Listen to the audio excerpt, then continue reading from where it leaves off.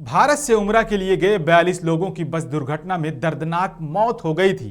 उन सभी उम्रा करने वालों की नमाज जनाजा अदा की गई है और उन्हें सऊदी अरब के मुकद्दस कब्रिस्तान जन्नतुल बकी में दफनाया गया है। तमाम मुसलमान हाथ उठाकर दुआ कर रहे हैं कि या अल्लाह इन तमाम मरहूमीन की मगफिरत फरमा, उनके दर्जात को बुलंद फरमा और उनके घर वालों को सब्र जमील अता फरमा।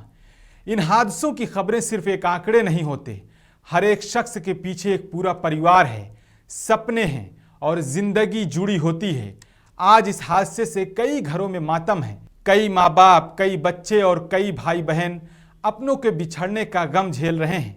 बता दें कि माजिद हुसैन और अजहरुद्दीन ने सऊदी प्रशासन के साथ मिलकर पूरी इज्जत और एहतराम के साथ अंतिम रस्में अदा कराई हैं।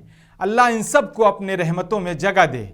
ये हादसे हम सबको ये याद दिलाते हैं कि जिंदगी कितनी नाजुक है और जिंदगी का सफर कभी भी आखिरी सफर बन सकता है।